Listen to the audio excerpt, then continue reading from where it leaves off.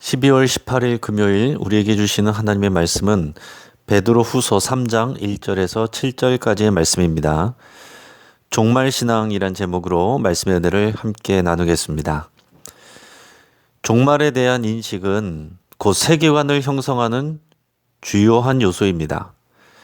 끝이 없고 심판이 없다고 생각한다면 인생이 다람쥐 쳇바퀴 돌듯이 늘 똑같은 상황을 되풀이하는 것밖에 되지 않을 것입니다.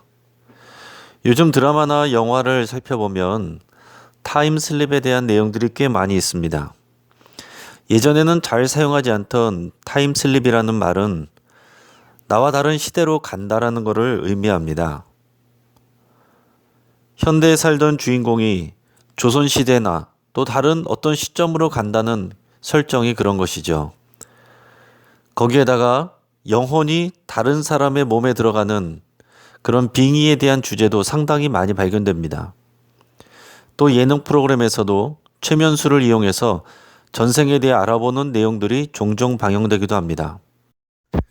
웃으면서 즐기는 이 대중문화 속에서 사람들은 은연중에 인생이 윤회한다는 생각을 하기가 쉽습니다.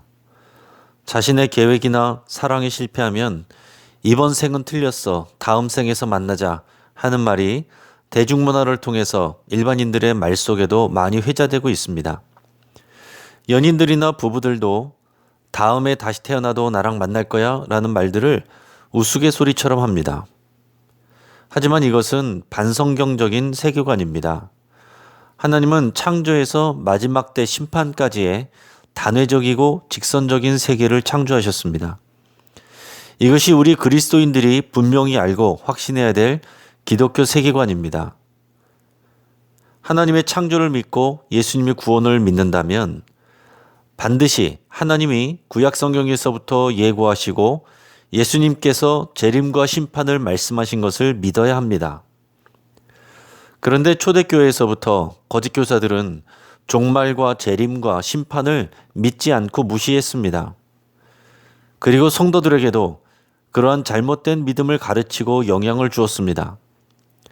오늘 본문에서 베드로 사도는 거짓 교사들의 잘못된 주장을 성경적으로 반박하고 있습니다. 오늘 본문의 1절, 2절입니다.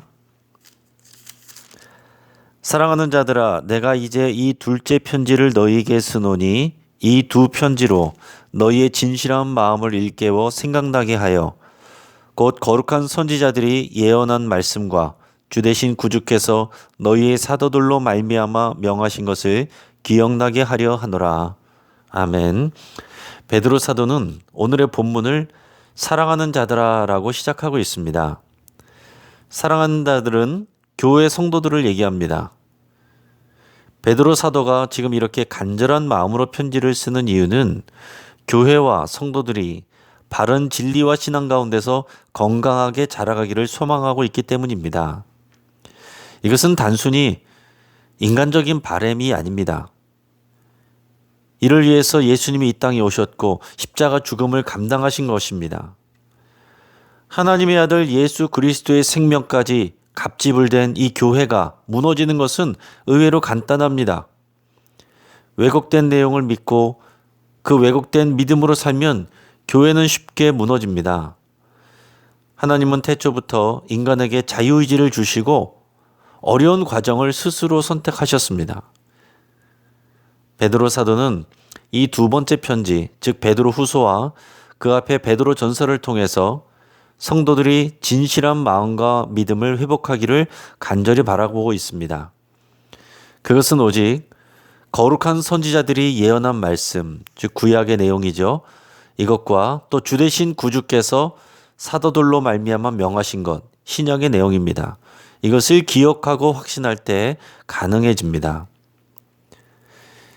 이어서 거짓 교사들의 주장과 그에 대한 반박을 베드로 사도가 설명하고 있습니다. 먼저 거짓 교사들의 주장이 무엇인지 보겠습니다. 오늘 본문의 3절, 4절입니다. 먼저 이것을 알지니 말세에 조롱하는 자들이 와서 자기의 정욕을 따라 행하며 조롱하여 이르되 주께서 강림하신다는 약속이 어디 있느냐? 조상들이 잔 후로부터 만물이 처음 창조될 때와 같이 그냥 있다 하니 자, 여기서 말세는 구약 시대에 예언된 때인데요. 예수님이 이 땅에 오심으로 인해서 이미 말세는 시작되었습니다. 우리는 이미 말세에 살고 있고 그 말세의 마지막 때를 향하여서 가고 있는 것입니다. 거짓 교사들은 주의 강림에 대한 약속을 비웃고 조롱합니다. 그들은 단지 믿음이 없는 정도가 아니라 주의 약속을 비웃고 조롱합니다. 그런 확신 가운데 정력으로 살아갑니다. 그들이 그렇게 말하는 근거는 조상들이 잔 후로부터 만물이 처음 창조될 때와 같이 그냥 있다라는 것입니다. 쉽게 말해서 지금까지 하늘과 땅이 변함없이 늘 존재해 왔는데 무슨 재림과 심판이 있겠느냐 하는 것입니다. 베드로는 여기에 대해서 반박합니다. 5절에서 7절까지의 말씀입니다. 이는 하늘이 옛적부터 있는 것과 땅이 물에서 나와 물로 성립된 것도 하나님의 말씀으로 된 것을 그들이 일부러 잊으려 함이로다.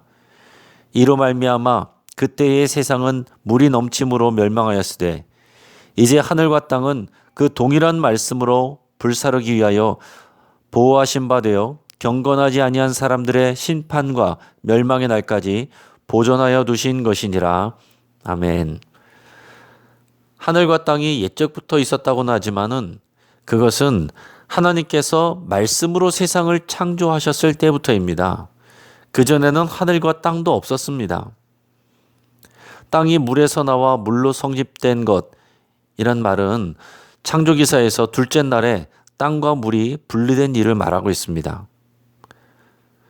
그러나 이후에 사람들이 죄로 인해서 하나님을 멸시하고 두려워하지 않고 교만했습니다. 그래서 하나님은 노아의 홍수 사건을 통해서 물로 세상을 심판하셨습니다. 노아의 홍수 사건 이후에 하나님은 무지개 언약을 통해서 다시는 물로 세상을 심판하지 않으시겠다고 하셨습니다. 그렇다고 더 이상의 심판이 없는 것은 아닙니다. 마지막 때의 심판은 물이 아니라 불로 심판하실 것입니다.